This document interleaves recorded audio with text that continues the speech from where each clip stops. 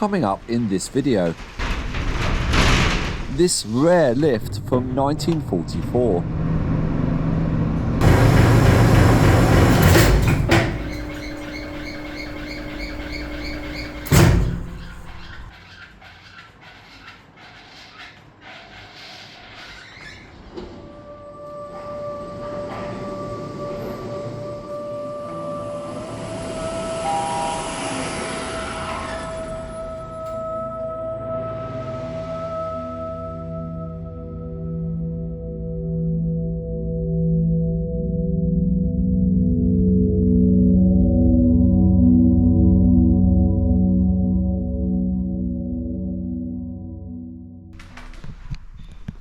This is a very old lift installed in 1944. Everything is still original. First we'll ride it, then we'll take a look at the old machinery.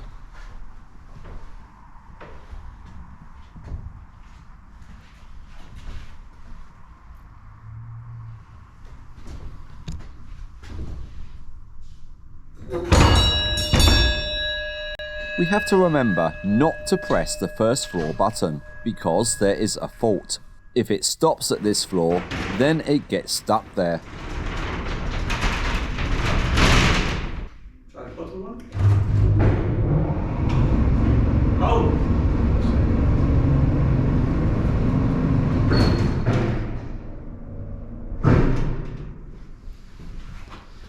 Not this one. This one is okay. Since we don't have a lot of time today, I'm not going to try it, although I'd like to.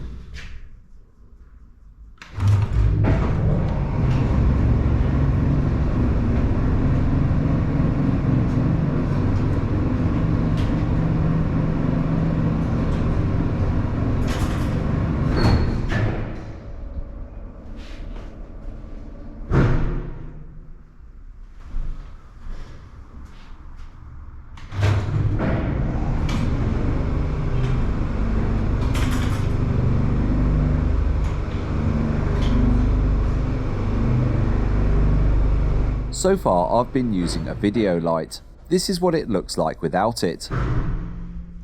After this, we're in the motor room to see the machinery that dates back to 1944. And you might recognise the machinery from another one of my videos.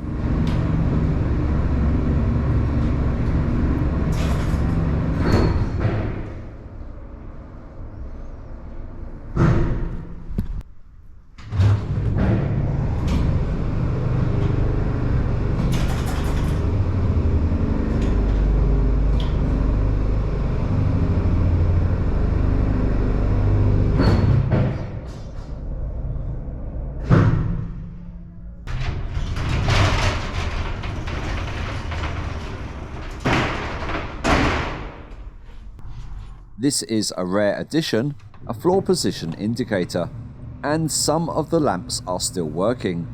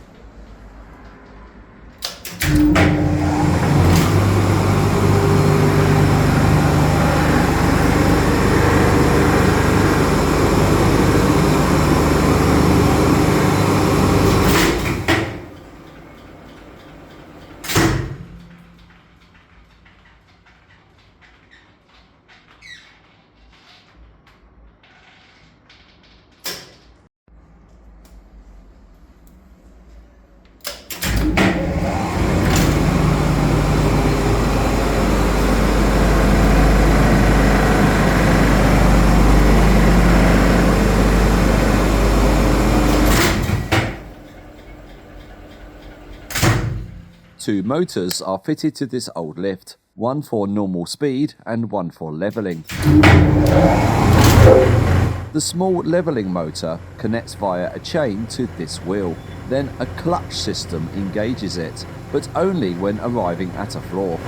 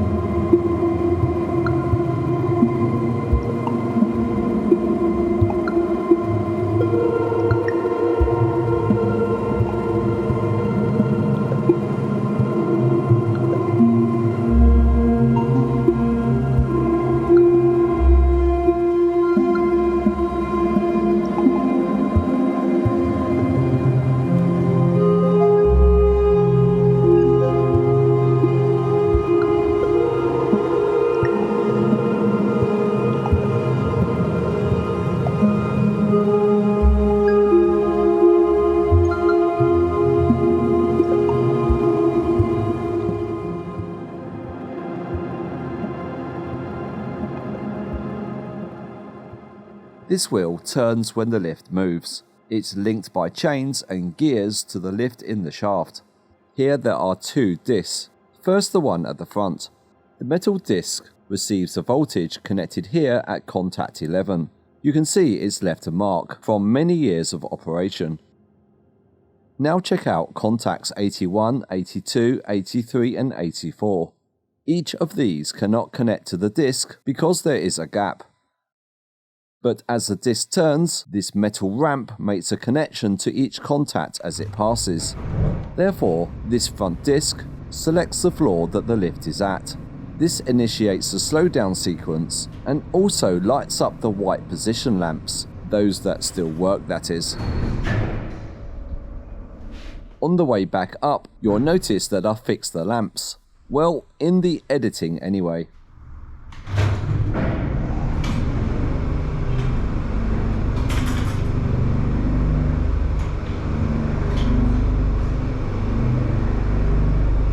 Now the disc at the back, which you cannot see here. It will be the same as this one. Around the edge are again contacts that represent the floors in the building. There's two additional contacts, up and down, which gives you a clue to what this disc does. All of these contacts make an electrical connection to the disc. You'll notice that the disc is split into a left and right side. Power cannot jump this gap. When a core is placed, voltage travels from the relevant floor contact onto the disc.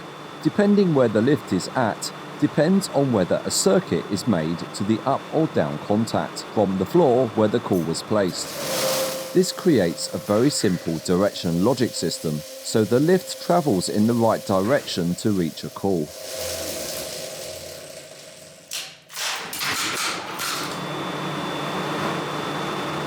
These are mechanical timers, long before electronic timers were available.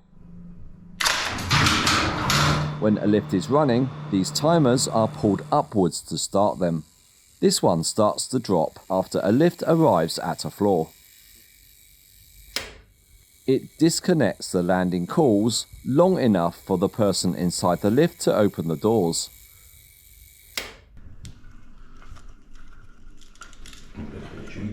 Saugreis sind nämlich. Ah ja, das war. This run.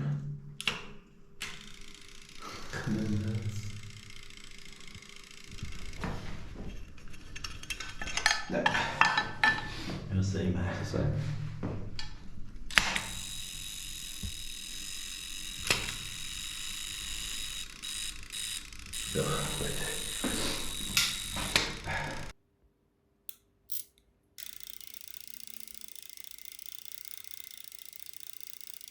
Adjusting the time is done by moving these weights. Moving them out slows down the mechanism and creates a longer time.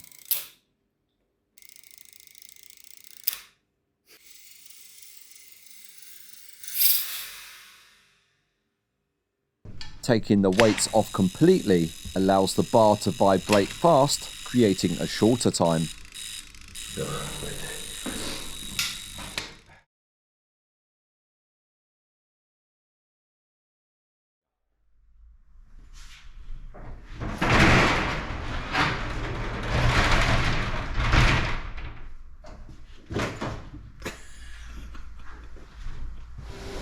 And now, here is the same type of lift that featured in this video. This one was installed in 1952. This video goes into a lot more detail and shows just about every part of the system working from multiple camera angles, all synchronized together.